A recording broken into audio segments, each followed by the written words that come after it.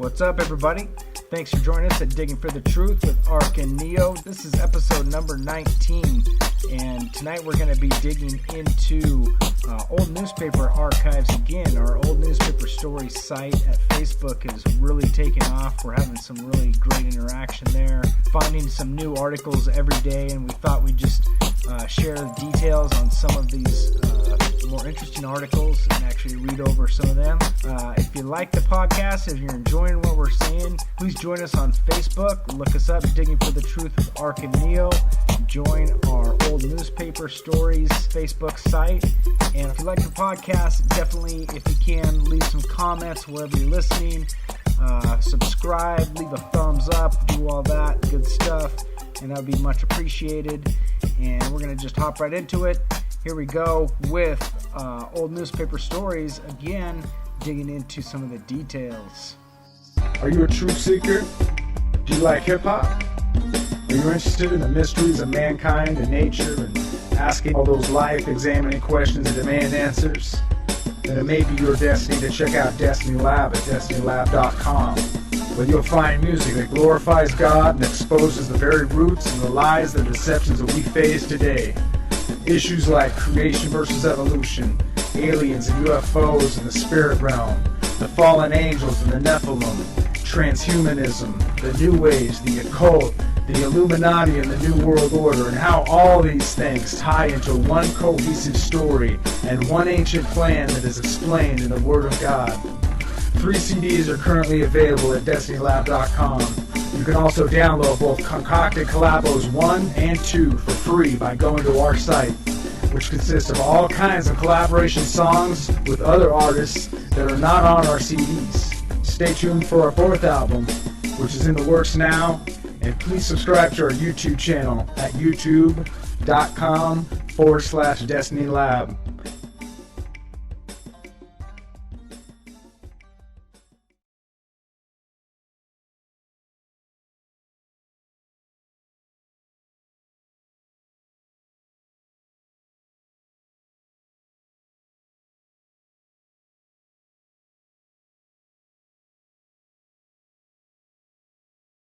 Hello and welcome to Digging for the Truth with Ark and Neo. This is episode number 19, and tonight we're going to be talking about our Facebook site, old newspaper stories, and some updates on that, and some of the people we've met on there and networked with. And how you doing tonight, Neo? Doing great, Art. Doing great. Good. Glad we get together again. Yeah, it's been a while. Thought we'd just kind of do a quick update here and catch people up to what's been going on with the old newspaper stories site you put together. That's really taken off. We've met some interesting people there. Oh yeah, we put this together basically after we saw an episode of the Giant Show with the Vera brothers, and I was just kind of watching that show, and they had a little quick blurb at the beginning of the show about a newspaper article, because they were kind of just flashed a bunch of newspaper articles because he's collected like thousands of newspaper articles, and one of them said, 8-foot skeleton, Salem, Oregon, which is really close to where I'm at. So I did a Google search for newspaper archives and started doing a little bit of searching, and I was just amazed on how many fascinating reports from the early 1900s are out there. Yeah. And so I decided to put together a Facebook group called Old Newspaper Stories, and we don't just limit it to just giants. We've got all kinds of stuff on there. Yeah. And it's really taken off. We've got a big following, and new people are asking to join every day, and we've got some great people involved in the site as well. Yeah, I tell you, it's a lot of fun, too, going on these sites and just thinking about keywords to looking up. It's like having a brand new resource that you've never had before, because you're looking into the past. It's like a time machine, going back and looking at some of these things. It's awesome. Oh, yeah. Well, and I think the digital newspaper archives movement is really taken off. It's going to become even bigger in the next few years, because I think a huge grant was put out to try to digitize all the newspapers possible, and so a lot of the colleges, I think, applied for these federal grants to get the high speed scanners and the optical character recognition software. And some of the sites are incredible how well they're put together. And so far, I don't think the Google robots, which search main pages, I don't think they're searching the newspaper pages very well. So you kind of have to go to those sites to do your research. And so it's almost like another World Wide Web within the World Wide Web. Well, it's probably a good thing that Google's not picking up on it, because they'll probably start censoring any, good information. Yeah. Who knows? I don't know what's going to happen with it, but it's a huge amounts of information that are coming out, and I think we have about 250 members now, and we started this, I think, just a little bit before Christmas time. So in a matter of a month, we've gone from 0 members to 250 members. There's hundreds of posts already in the site, and new members every day. I think 5 or 6 people asked to join just today, and so we accepted all of them, and they're on there as well. Cool. Yeah, it's I liked as well that you put together now an actual database that allows an archive of the dates and the basic data. And tell us about how you did that. Okay, yeah.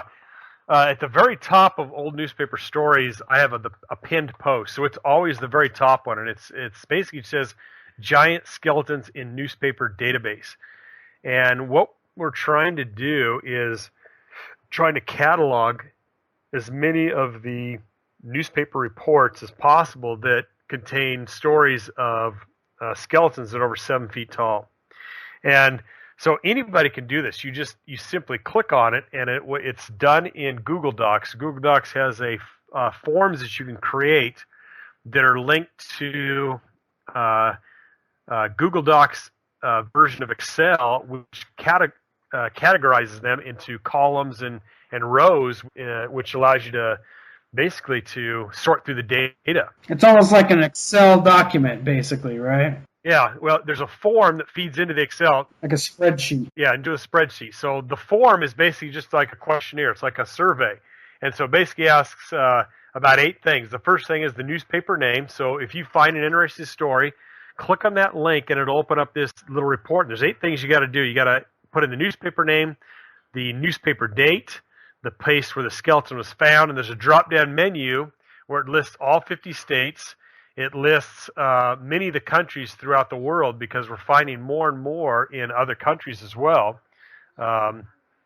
Recently found a site where you can basically, it's an archive of Australian newspapers, which is some really fascinating things found in those newspapers that I don't think have been ever discovered here in the United States. Oh, yeah, that'd be interesting. Even in other languages would be really fascinating if you could,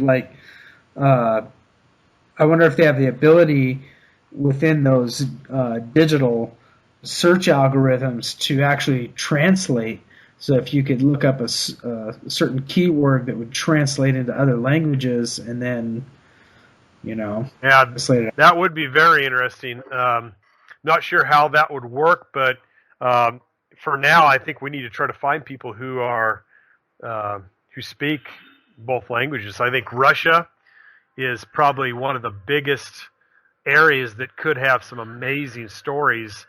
And I discovered one of them from Russia from the early 1900s of a giant that had different DNA, and that was recent. That was also in the Vera files, but this was all the way back in the 20s.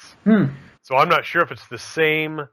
I think they called the Dinovirians, or I can't exactly remember the name that they called this new species, but the DNA was different. And this report back in the 20s, this was before DNA was recognized, and they just basically classified it as a new type of human based upon the structure of the skeleton, because it was so large and so different from most skeletons of today. Interesting. Yeah, one of the other things in that database form that you fill out as well is, we want the size of the skeleton, we want the people that were that found the skeleton, and then we also want, if it's given, who has the skeleton in their possession now. Because if once we get a huge database, if we get enough people to help, we can start tracking these people down, just like Bill and Jim Vera did in their story. They actually tracked down the people trying to see, hey, this report says that your family had this skeleton. Do you still have it in your possession? And many of the stories said that these skeletons were sent to the Smithsonian, the Carnegie Institute, and many other museums throughout the world. So where they went, I don't know. Yeah. Well, that's kind of what's interesting is a database like this would allow us to, especially if we get everybody to upload their own information, because I'm sure there's other databases out there or other people that have collected their own information on giants like these guys we've met. So if we get everybody to upload their information, then we can actually analyze this in a way looking for universal characteristics or attributes or different places that are most commonly found or whatever. Because I think that's the other thing that'd be interesting is I know we have all these different options. You have timestamp, the newspaper name, newspaper date, place where the skeleton was found, the city, the size of the skeleton, and then we have a link for the web page where it was found, people who found it, and who has possession of it last. And then you have notes. Yeah. So if people could put in notes or different specific attributes, like for instance, I know we've ran into a lot of them that have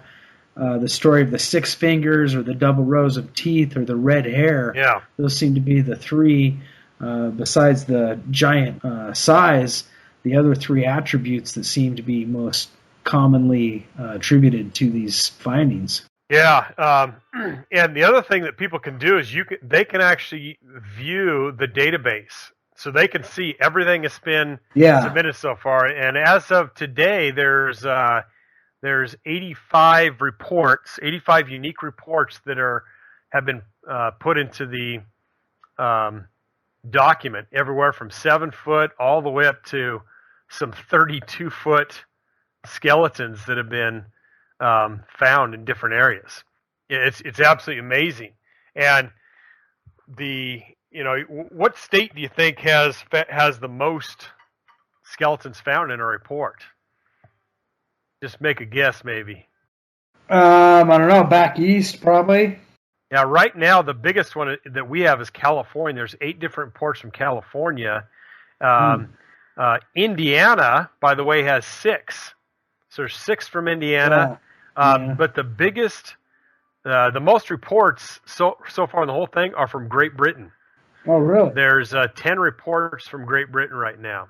So that's kind of interesting to me that we're finding a lot from different places. And, a 33-inch skull is one of them that was found in Russia.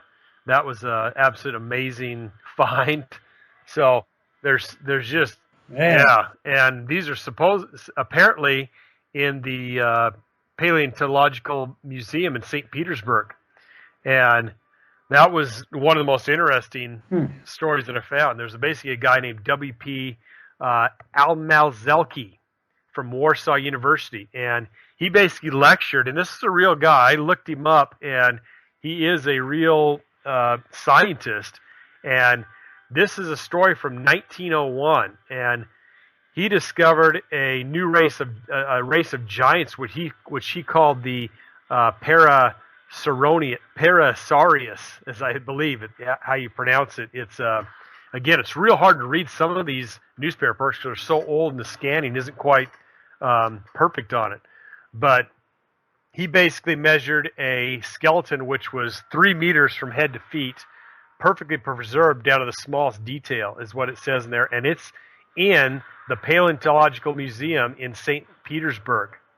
And he's done some correspondence with some other scientists, and they're going to try to find more of these.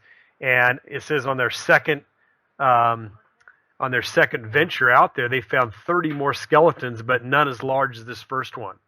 So they're continuing these excavations. This is all the way back in 1900, and these were found in mounds in Russia. It was by what's called the Dwina River, So, absolutely amazing story of Russia, and I don't think this has been found in any other sites. But that was one of the stories that we recently found in on the old newspaper story site. It would be interesting to, once we do track down where these skeletons are supposed to be, if these places are still around, actually contacting these places, either on the phone or in person, and taping it and confronting these people and say, okay, well, we have a record that this is the date this is brought here. This is the scientist who brought it. Can we check this out? What information do you have that we can see from here to analyze this stuff? Because there seems to be a lot of public outcry to see this stuff. And if you have it, why aren't you showing it? Oh yeah.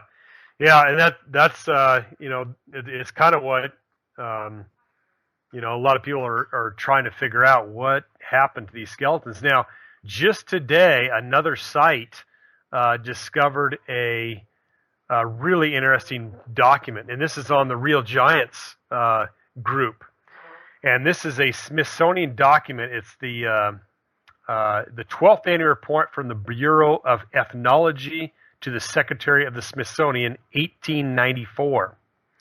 And this is basically what it says. I'll just read the quote from this book. So this is basically admitting that they do have giant skeletons, at least at that time, in 1894.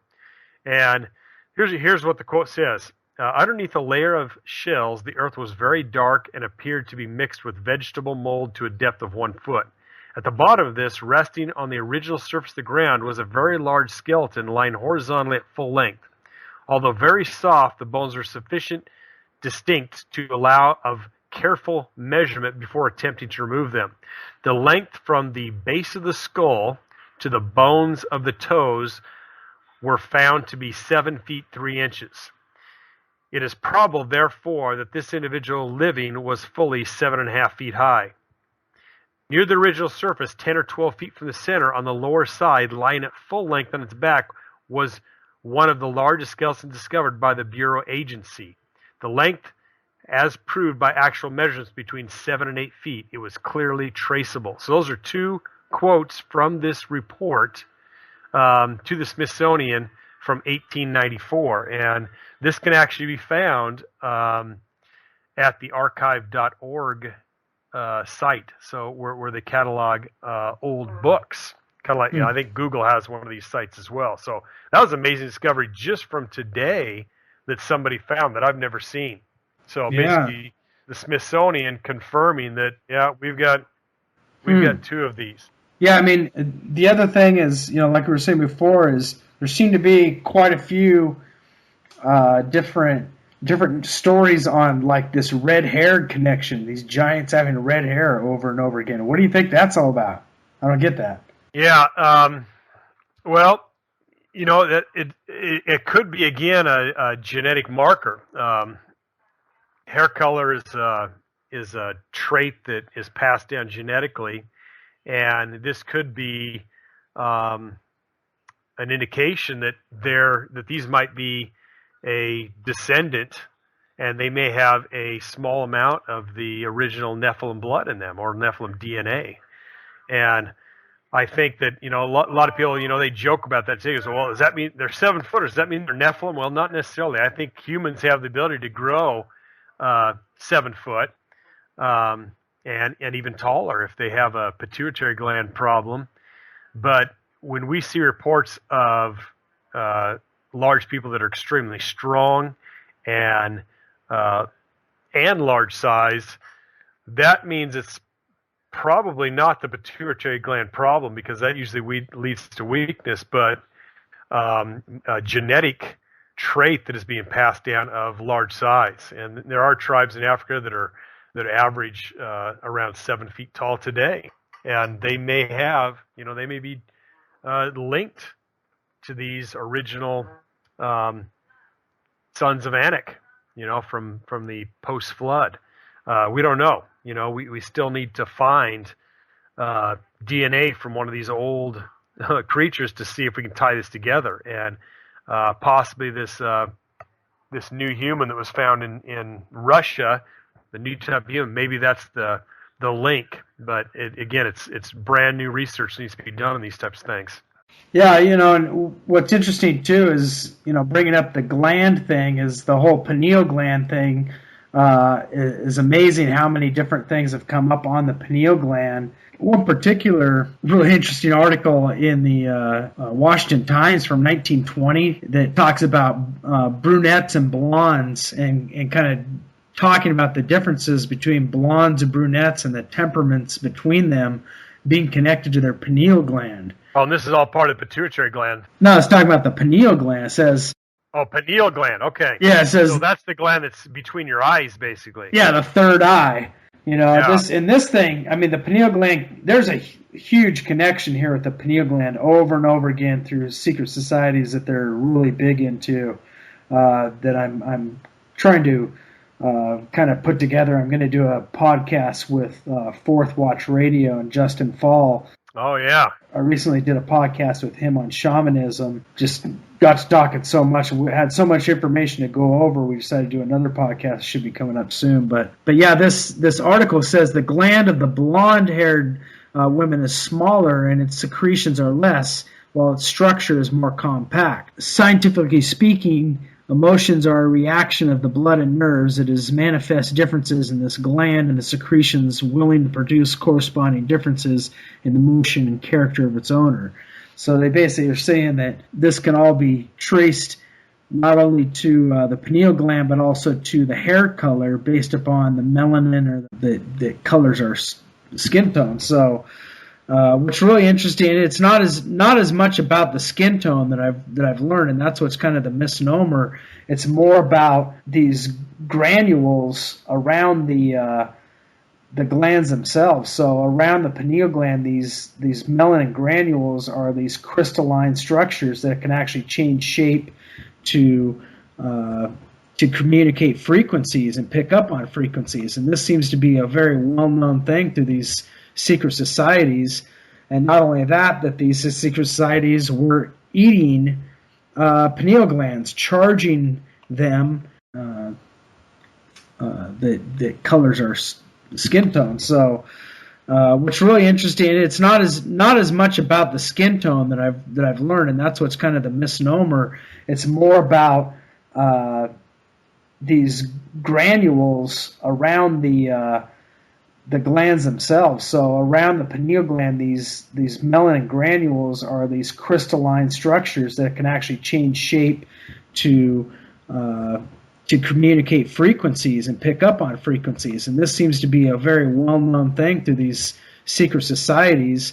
And not only that these secret societies were eating pineal glands. There seem to be all these weird connections. There's even there's that movie and book that's called Fear and Loathing in Las Vegas, and it has a roundabout talk about a guy saying, that there was a satanic group out there that was going out there hunting people down to take their pineal glands out to eat them.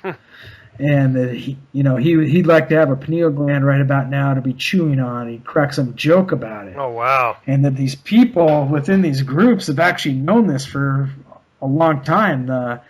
The Skull and Bones Society does an actual ritual called the obscene rite, in which they eat a pineal gland, supposedly of a I guess as they say it's an animal, but some people have said it's a human. Oh, wow. There was a guy actually arrested here not too long ago for taking glands of humans, an actual mortician, and upon death he was removing the glands of people. And what he was doing with them, I think, Oh, yeah. If we look deeper, he was probably selling them on a black market. And if you go into the albinos in Africa, they are so sought after that, there's a huge problem right now with albinos being killed by witch doctors and hunted down by shamans for their body parts. and that their blood and body parts are of such value that they're actually having to put these albinos in special camps to protect them. Oh, wow. Why albinos are so sought after and why this keeps coming up is the interesting thing. And I even found a book that had a guy talking about, and this guy was I don't know if he's a channeler or something, or what exactly it was, but he had a society called the Koresh Society back in the 1800s, and he wrote a book called The Flaming Sword, and he talks about how the key to evolving all of humanity is actually removing all of our pineal glands. Wow. And I mean, it's just crazy how this keeps popping up, and the pine cone is the other thing.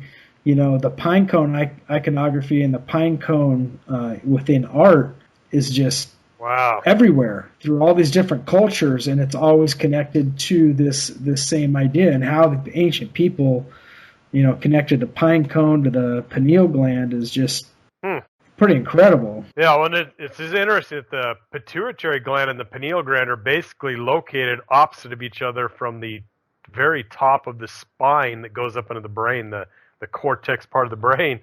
And then the other thing that's interesting that I just thought of just now when you're talking about it is that in the really popular show The Walking Dead, I think it's season 1 where they went into this underground facility to try to get answers of what's happening. And they've met a scientist in there, and the scientist showed them a video of the brain, of what happens to the brain when they die and they come back to life as a zombie.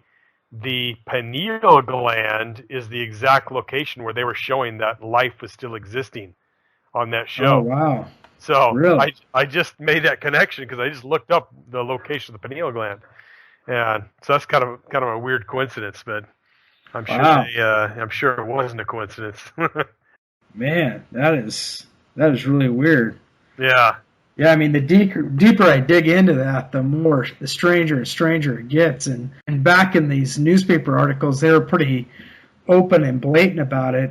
We've got a whole kind of stream of articles on the pineal gland, and one of them, in fact, has this whole talk about how it makes things into giants. Yeah. And so I've got a new theory. We know that the Nephilim supposedly were giants, but could it be possible? The reason they were giants is because they were cannibalizing certain parts of bodies. Yeah. I mean, would the Bible necessarily go into the detail? Would it just say they're cannibals, or would it say they seek after a certain part of the brain to eat out, to make themselves giant? It probably would just say they're cannibals, Yeah.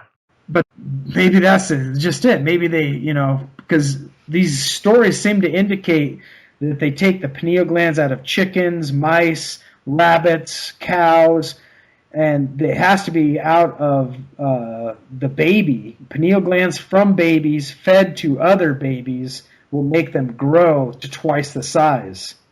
Wow. And it happens over and over. They got pictures of it, and you can see on the site there of these chickens twice the size, and there's multiple articles from different people doing the same thing. There's one from 1914, a guy that was doing it, and then another completely different doctor in another city that was doing it, in another city in 1920.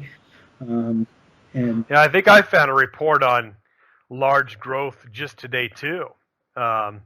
And they did experiments with the rats, and then they were saying that a human baby could grow to 10.5 feet tall by 5 years old, is what this scientist was claiming. And so I think that was just today that I found that one. So that's on the old newspaper site group as well. So yeah, all these little connections go deep. Yeah, it's just, you don't know where to stop because it just keeps getting stranger and stranger, and you could go down all these different rabbit trails, but the key is trying to pull this back into biblical scripture. How does this relate back to anything that we can build a bigger picture off of? How can we actually tie this into something important that is relatable to our walk and relatable to witnessing to other people, because that's what it's all about. I mean, kinds of weird things that a person can get into, but the main thing is focusing it back to the reality in which we're living. Yeah, going back to the red-haired giants, I found one of the reports that was on the old newspaper site about a tribe of Indians which was called the Sedukas. And this is from a newspaper report from 1931, and it's titled "The Lost Race of Red-Haired Giants That Lived in Nevada." And they were huge. And the scientist is named John T. Reed. And he had discovered a skeleton that was about 7.5 feet tall. And some of the skeletons which were found in this same area still have the red beards and red hair on there. But the reason I think this one's fascinating is that it relates to an old Indian story. And the story says there was a feud that went back for generations, and the chief actually recounted the story to him in 1931. And the redheads were called the Sedukas, and they were exterminated 5 or 6 centuries ago, is what he said, and only 6 women were left in the final massacre. And they settled in what is now Lovelock and Fallon region of Nevada. And he said the chief said that traces of their blood still can be found in a few Indians now living here. Wow. So he says that there are still some Indians in that region that have the red hair that came from that original tribe of giants who they eventually wiped out. And it must have been in the 1300s, according to this, 13 to 1400s is when these skeletons were taken out by the Indians of that area. So that's an interesting story as well. Yeah. And then there's another report of a group of scientists, and they're departing to hunt for bones of giants. So that's the story. And this is from 1930. Again, I mean, these aren't. This is out of Tucson, Arizona, and 3 scientists are going to Mexico, and again following a story of an ancient legend of Indians, and they found some skeletons, and they're out to try to find some more. One of them is Dr. Cummings, and he's on this quest to confirm this legend. And in this one, it basically says the race lived about 3,000 years ago, and they found several skeletons, several skulls, and they're being led by a guy named Coker. And the stories are from the Yakul Indians.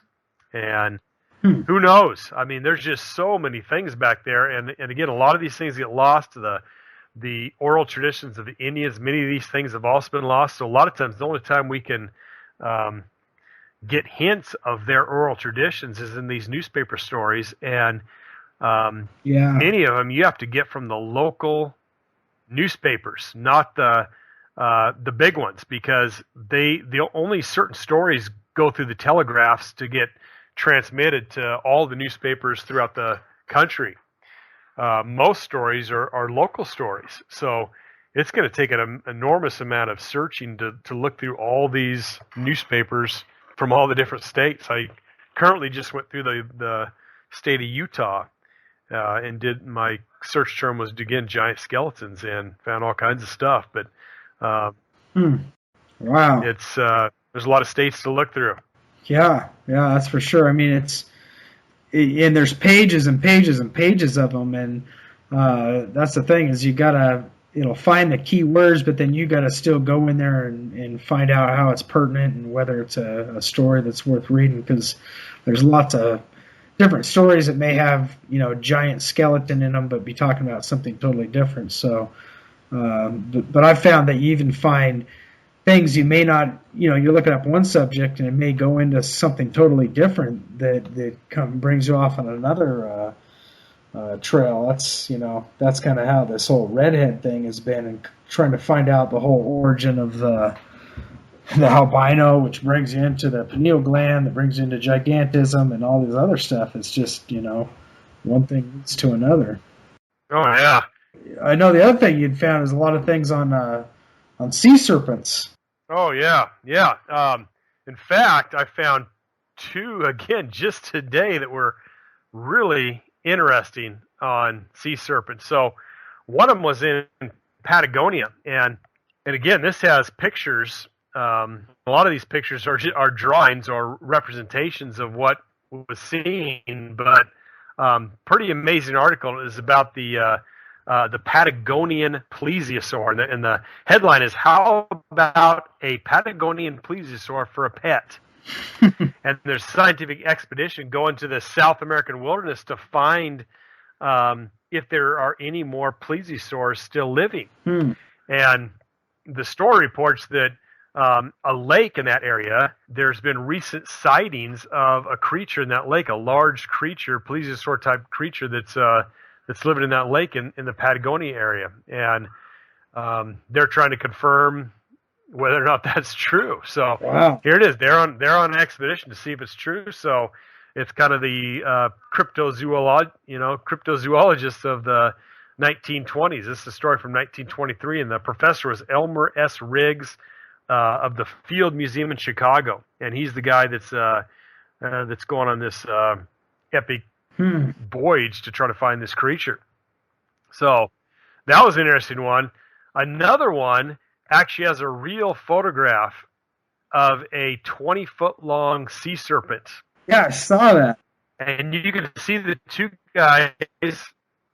Yeah. It looks like a huge snake is what it looks like. And it's 20 feet long, and it washed up on Provincetown, Massachusetts. I've never seen that picture before. That's really interesting. It looks, you see the bones of it and everything. Yeah, I've never seen that as well, and so that's kind of an amazing one. Another story is the Komodo dragon, because if you remember, scientists didn't believe the reports because people were saying, "Hey, there's huge lizards that are over 10 feet long. They're calling them dragons, because that's what they called lizards back then. There's huge dragons that live in the on these islands, on Komodo Island and some of the other islands of this area." And scientists said, "No, we know everything. You guys are just seeing things, swamp gas."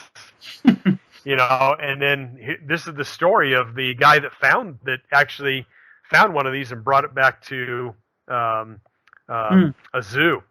And the reports that he received said that they can reach 23 feet in length.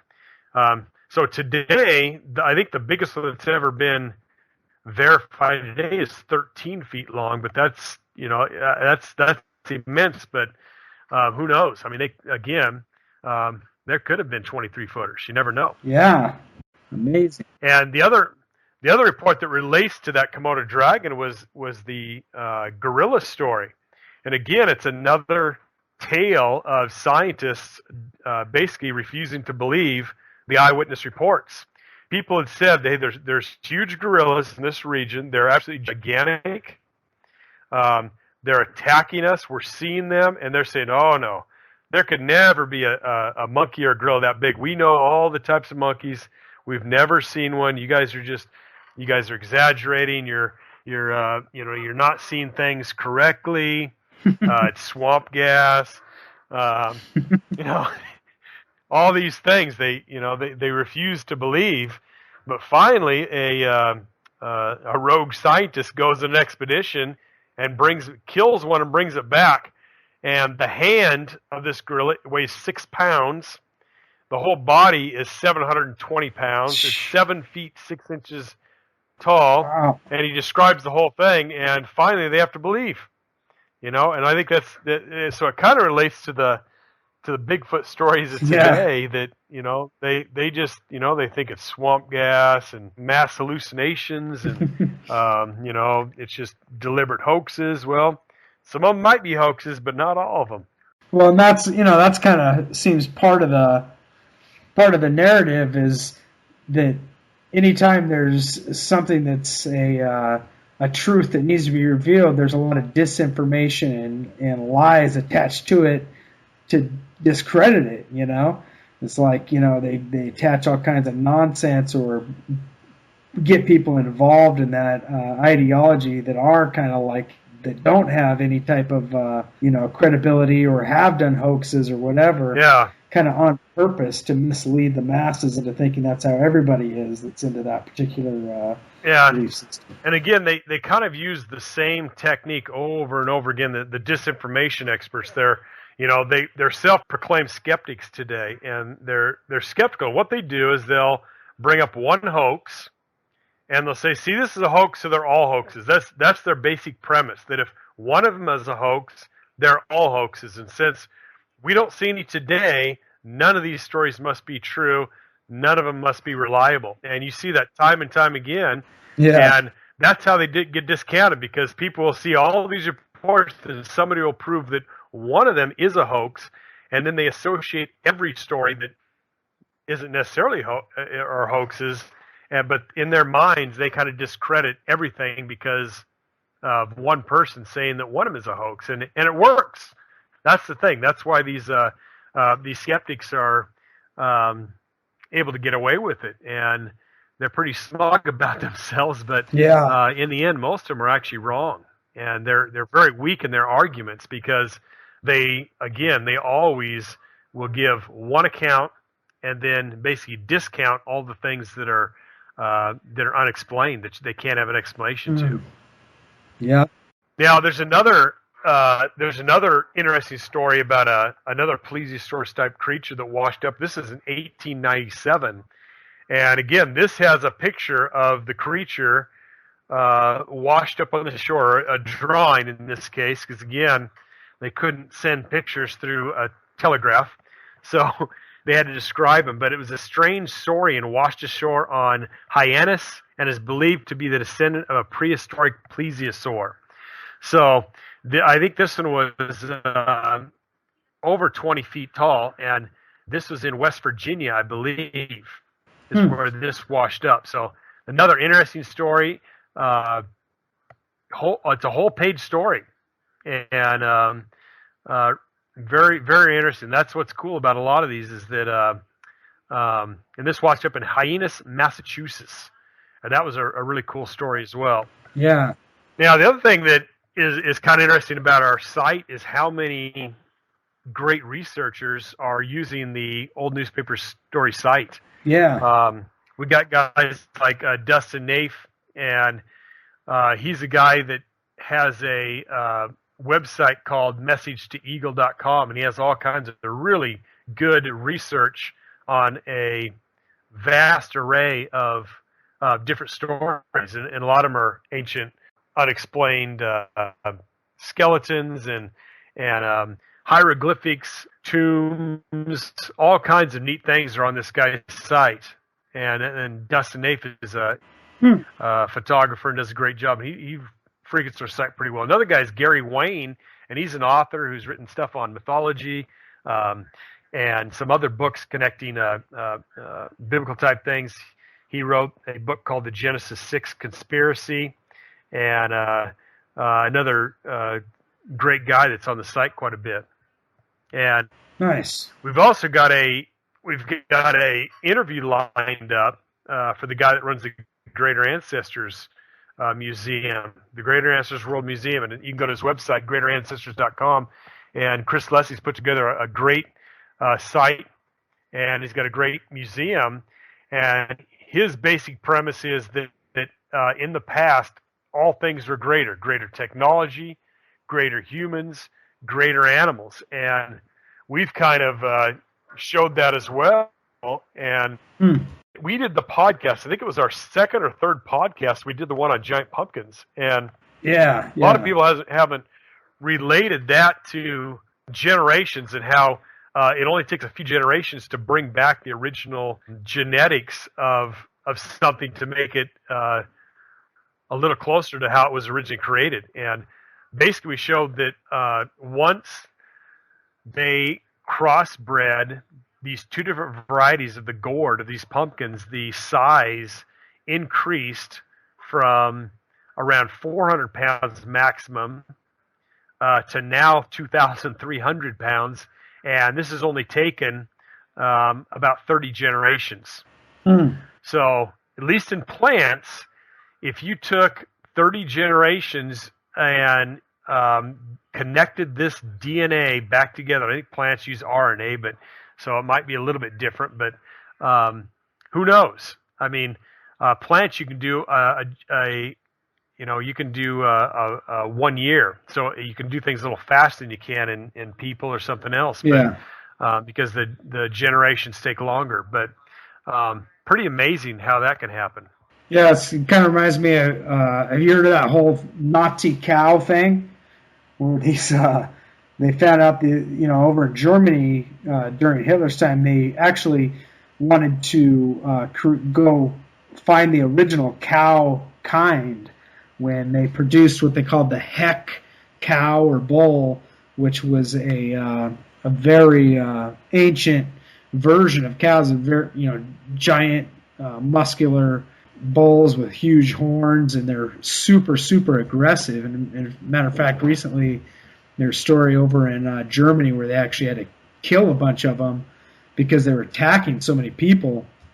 They call them like the pit bull cows or Nazi cows because they were just like wild or something. But if you think about that, all dogs come from original dog kind, probably like a wolf type animal, and how wolves and foxes are very skittish and very aggressive by nature.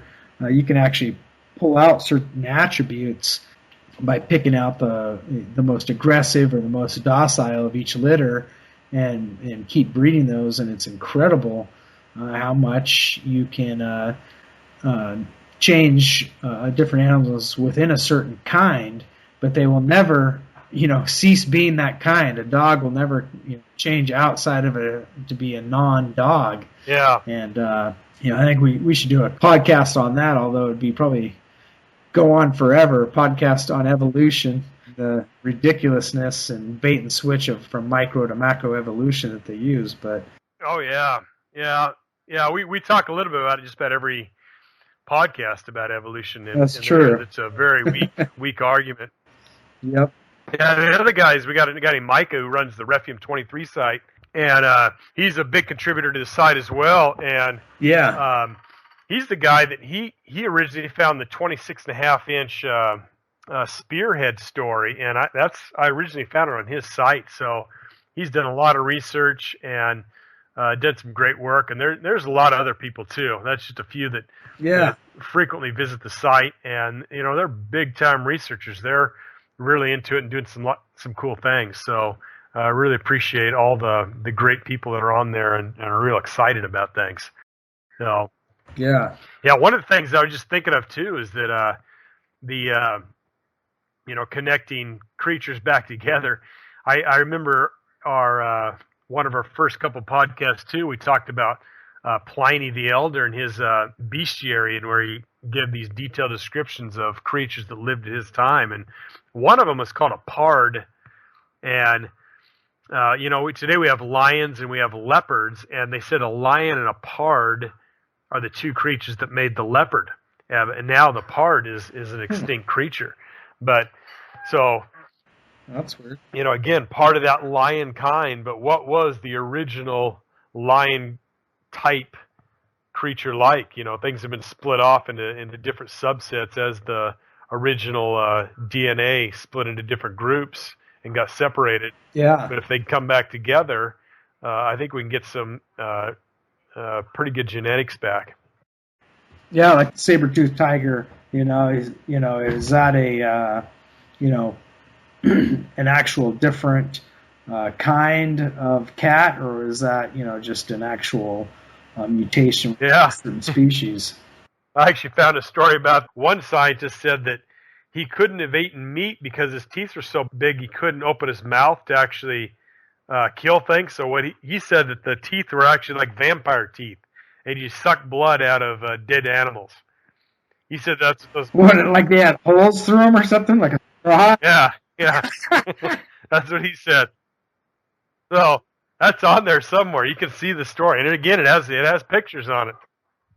So I mean, were they hollow like straws? I don't know. It seems like something you could easily disprove. That's yeah. I mean, that's a site or a show on one time talking about that as well. trying to recreate the bite of a saber-toothed tiger and, trying to figure out like how they would use those because they couldn't figure that out. Same thing. Like it doesn't seem like it would be, it seems like they'd be more cumbersome than advantageous, Yeah, exactly. I mean, 12 inches of, what are they trying to puncture there if they can't even open their mouth? Yeah. So yeah, I mean, it possibly might have been for taking down gigantic prey like mammoths. Yeah. Well, that's a lot of people believe, yeah. Yeah, here it is right there. Saber-toothed tigers drink blood, say scientists. So that's from 1922. So I don't know. I didn't read the whole story to see what it was about, but there's a lot of interesting things. There's a story about the giant rock bird, this huge bird that it wasn't a real creature. There's a picture of an unknown fish caught off England. It's 18 feet long. There's an 8-foot skeleton found in Idaho that was sent to the Smithsonian. Just time after time, there's all kinds of cool stuff. Yeah, there really is. There's lots of interesting stories. One of the other things we ran across was the Bohemian Grove. I just looked that up just out of curiosity, and there was just story after story on the Bohemian Grove back in the early 1900s, where they were just cavalier about talking about the cremation of care. They have the ceremonies with Pan and atonement of Pan, and go into detail about how all this stuff is occult related, and they celebrate things just openly. Oh yeah, they used the media for their for their advantage back then, because I remember they had pictures of the actors, because it was a huge presentation. I mean, they had world-class actors doing the performances and all dressed up, and they name names. They give the entire list of all the people that attended. They even explain that these are connected to Theosophy and Madame Blavatsky and all these occult related things. I think just people were very into the occult back then in a way that it was almost like the Roaring Twenties of Berlin, for instance. That was a thing that was almost orchestrated by Hitler. It was the same thing happening in America. They're trying to kind of really bring out the pagan ideas of man. There was this huge resurgence of paganism. Yeah, the 20s, I think, were a bigger change in the philosophy of culture than there even was in the 60s. And just like what you said, there was it became the fad. It became the thing that the well-to-do and the uppity people would do, and because they had money, they didn't have to. It was very easy for a lot of people. There was a class of people that had nothing but time, and nothing but money. They didn't have to work because it was so easy to make so much money at that time for a few. Well, and people were so isolated as well. They could be isolated by a small group or network of people that would just take advantage of them or isolate themselves from any outside information and get caught up within all these different societies or following different channelers or different teachers and gurus that are basically all teaching the same type of, deceptions that just repackaged in different ways. I mean, it's amazing how people kind of, if you follow the whole spiritism movement, how it just kind of has changed over time, and just, and same with aliens. They used to, these channelers would be in touch with people saying that the aliens lived on the moon and on Venus and Mars and stuff, and then when we found out that was impossible and there's no life on the moon and Mars and Venus, all of a sudden, we're actually from the Pleiades, or we're from Alpha Centauri, or these far off places now, when they used to live inside the Hollow Earth and all these other places. Just interesting how the disguises slowly change over while information is discovered. Then they'll just change with the times. Yeah. Another interesting story that was found about a week ago is from 1906, February 23rd, 1906. It was about, in a pit, they found 63 skeletons. It was a mass burial of some sort, and they just kept digging up skeleton after skeleton after skeleton. one of the skeletons was huge. It was about 7.5 feet tall, and the skull was abnormally shaped, and it had it really caused a flurry of excitement. And it says here that a lot of the more superstitious believe that the bones of the devil were laid there, because the skull, after being carefully examined by medical men, who did not hesitate to say that these bones or protrubences from the back of the ears were more distinct and much longer than those of the skulls today, but they couldn't explain what they were. So it had something sticking out from the back of its head like horns. And this is the only skeleton out of that had that peculiar. They have pictures of that, or is that just? I couldn't find any pictures of that. And they also said that a lot of these people were burned at the stake, they say. Wow. So anyway, this is found by a guy named state geologist Balachi, and this is found in Indiana. So 63 different castles in Henry County, in 4 miles northwest of Newcastle. So maybe, who knows, maybe we've got one of our listeners from Indiana. Maybe this is right in their neck of the woods, and they can kind of confirm this story. Yeah, that's really interesting. Yeah, and a lot of the disinformation people about the skeletons, they say, they're all misidentified, and some of them may be, if you got a 30-foot human skeleton, maybe, and all they say is they found the femur, that's probably misidentified. But when you find skulls and they're buried in a crypt with, not just buried in the dirt, but they actually have a burial ground there, and they have copper ornaments around their bones, pretty good indication that that's a human.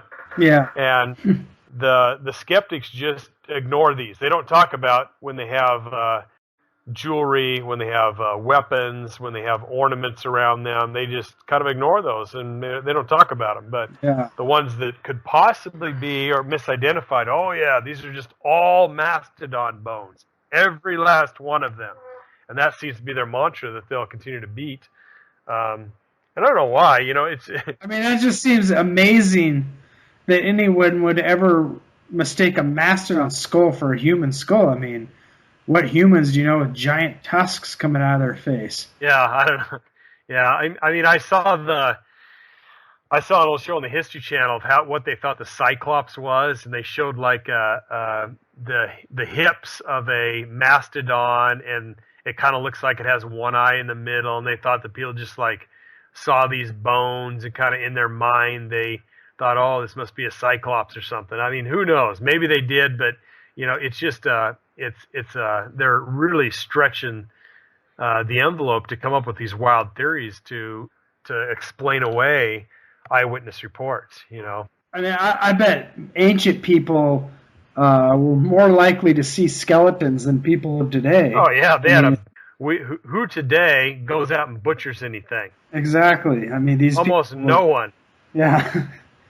To think that they didn't know what a skeleton looked like, or or just that stupid. That's such a common way to spot these guys that are just putting out disinformation is how they just discredit all ancient people as just idiots, when in fact they were so much smarter than us in so many ways. Oh yeah.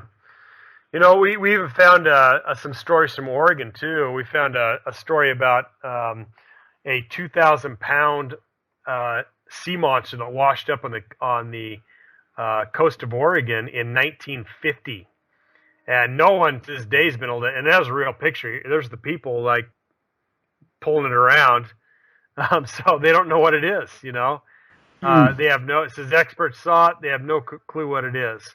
So it was at the town of DeLake. So who knows?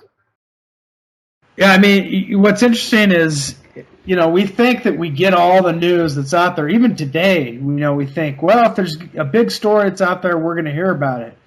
But the fact of the matter is there's lots of local stories and local events that happen like something just like that, of something washing up on the beach, or somebody digging something up, or finding some strange anomaly, or seeing some weird thing in the sky that are only reported locally. The next week they're forgotten about, and this stuff has happened throughout every time. It's not just old newspaper stories, but just going back through the local stories that didn't make national news, but were local strange events and stories to different areas. Yeah, I think that's where we're going to find, some of these things, kind of the smoking guns. That's kind of what Bill and Jim did, is they went to the microfiche, and they were actually able to find a couple of those photos in the local libraries to confirm some of the things that of these skeletons. I think they're out there, either in people's personal belongings or in these microfiche if they've kept some of these records. So hope we can find some of these things. Yep. So yeah, it goes on and on. Yep. So there's all kinds of cool stuff that have happened just in the last, in just the last week. We found, hundreds of stories that are just great. Yeah, the more people that contribute, the better, because like you said, there's so much stuff to go through. One group of people couldn't really do it. A small group of people couldn't do it all. We need as many people as we can, and if we get people in different states that kind of look within their neck of the woods, then we can kind of investigate all these different areas. Oh yeah, one of the interesting things that I also found was a book that was written in 1911. It was called Creation, Time, and Eternity by a guy named Jacob Sechrist, and in this book, this is a Christian author. He talks about basically that confirmed that Darwinists at that time, and this is 1911, they don't believe in the existence of giants because it doesn't fit with their paradigm. And so what they're he even at the time when we suppose that all these things are kind of getting hidden away back in the between 1910 and 1930, he's confirming that this is happening. And you can find this on ForgottenBooks.com and read portions of it. So, and it says they just cannot accept the facts of a larger race because it doesn't fit into their beliefs that we came from monkeys, which are smaller. And so what he says is they ignore the facts deliberately. And so here's a guy from 100 years ago that's basically saying exactly what we're saying today, is that these people refuse to believe, not based upon the facts or the science, but on their belief system. It doesn't fit in their belief systems. They refuse. That's, if you actually, that's what's really weird. If you go back to Darwin's time and what they were actually believing and putting forth as science, and what these guys were all connected to, a bunch of these people were connected to all kinds of crazy ideas. A lot of them were channelers and into spiritism and the occult, and put forth ideas about the hollow earth and different things, that were just, really, off the wall theories that they connected to it. But you could tell that a lot of these theories and connections were not scientific, but more spiritual leanings that they had, that they wanted to somehow connect into science. There was this whole idea of merging science and spirituality, the same thing that's happening again today with transhumanism. Yeah. It's it never ends. One more thing too that was there. A lot of stories from that time were from legends of huge snakes, that inhabited different areas. One from is Australia, called the Arkaroo, and this is of a huge 30 to 40 foot snake that was said to inhabit this area of Australia, and they still have a park to this day that you can visit that shows kind of representation of what they think Arkaroo look like. Another was in the Americas, and this is in Pennsylvania, and I hope somebody can confirm this. It's called the broad top snake of Pennsylvania, and it was apparently a 40-foot long snake that inhabited Pennsylvania. Wow. And had been seen for many, many years. So, again, all these things just are pretty amazing. So that's really amazing. Yep, it's incredible. You know, we just keep inviting people. Keep wanting to invite people to come join. Definitely come check out Old Newspaper Stories if you haven't already. Join our site there at Facebook. You want to close out? I know you went and saw the Exodus movie. Tell us a little bit about that in closing. Okay. Yeah. Okay. Yeah. Well, you know, we did the report on the Noah story, and this one isn't much better. I thought the first part of the movie was pretty good. I mean, they did pretty good showing Moses while he was in Egypt and after he left Egypt, but right when he came, it started going haywire right when he went up and saw the burning bush. And the burning bush apparently was a creepy little kid. So, I don't know, this 5-6-year-old kid, but he went up on the mountain, he hit his head. See, apparently he went up there and there was like a landslide and some rocks hit him in the head and he was knocked out. And so, you know, his wife and everybody else was saying, hey, you're just hallucinating. You didn't really see anything. And yet he believed it. And so, you know, he had to kind of get mended, but then he left his family because of the hallucination is what his wife told him. You know, you're going to leave your family for hallucination. And he did. And when he goes to Egypt, all the miracles aren't miracles. They're all explained. So, for instance, the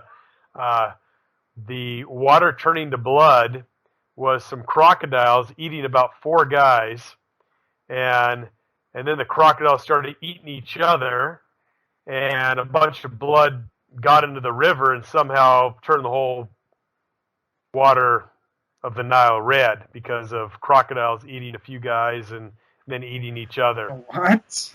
So there was kind of this big cool thing, you know, pretty cheesy graphics, to tell you the truth, too. It looked like a sci-fi station Dino Croc or something like that, as far as the special effects. Yeah, I heard that the special effects were like cartoony almost. Yeah, they weren't very good. So basically, it portrayed Moses as a psychotic, delusional man who thought he talked to God, but it was just all in his own mind, and it actually many times showed him talking to no one, because someone would kind of be looking over a bush and seeing him kind of sitting there arguing with somebody, and then it would pan back to Moses, and he's talking to this little kid, and the little kid, who's supposed to be God, wants everybody dead, and he's a vengeful God, and Moses tries to talk him out of killing everybody, but so he's schizophrenic. He's schizophrenic, and then God's an evil God, and the Egyptian gods are good, you know, and kills off all the babies, and several times in the movie they talk about, how could your God kill off babies? What kind of God do you worship? You know, that's Ramses saying that, and they fail to mention that Ramses killed all the babies of the Hebrews. They just kind of left that out for some reason.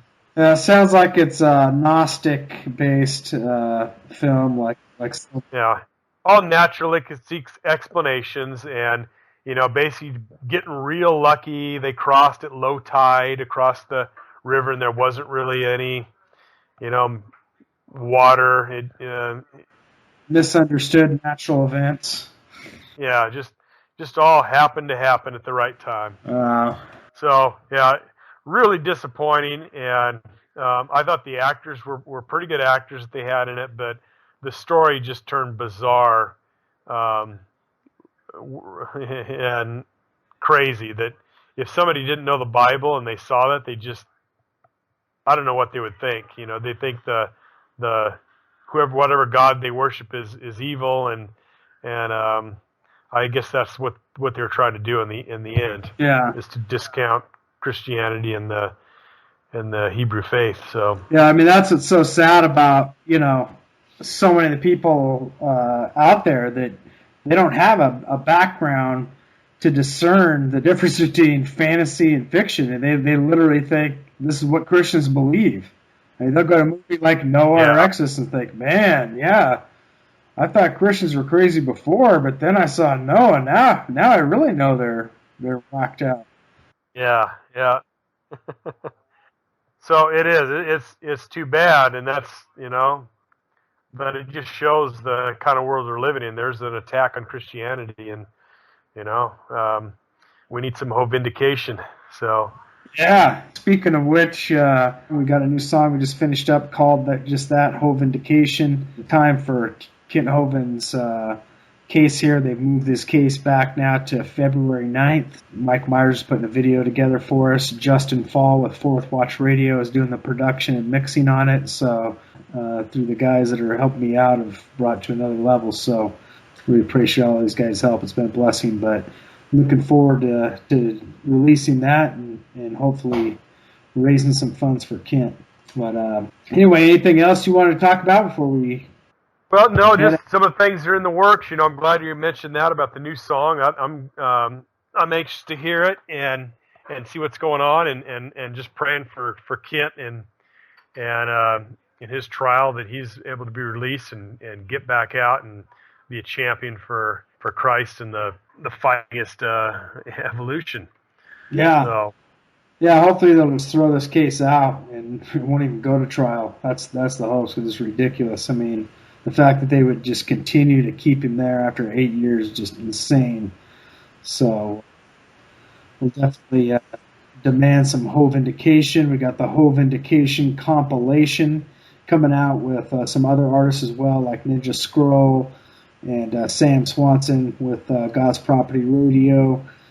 So definitely stay tuned for that. And we're going to close out tonight with a very special song. I got an email from a listener, a fellow named Andy Jennings with Dissident Prophet. Now, if you haven't heard of the group Dissident Prophet, definitely look them up. They've got some incredible Christian music, great brothers in Christ, and they love what we're doing. We love what they're doing. And just coincidentally, they have this song that they had made entitled Digging for the Truth. So here it is, Digging for the Truth by Dissident Prophet. And until next time, good night and God bless.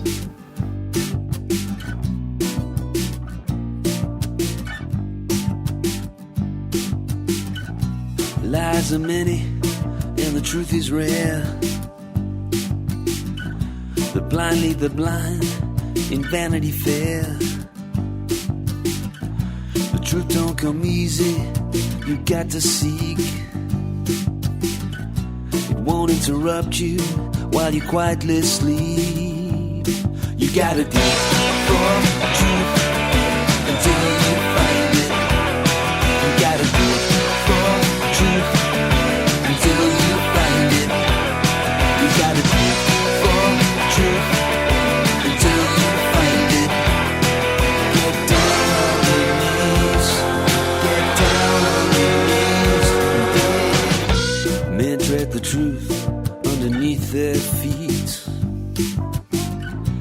Foolishness shouts out to men passing in the street. The treasure is hidden in this age of deceit. You gotta get your own pick and dig real deep. You gotta dig for truth until you find it. You gotta dig for truth until you find it. You gotta dig for truth until you find it. Get down on your knees. Get down on your knees and dig.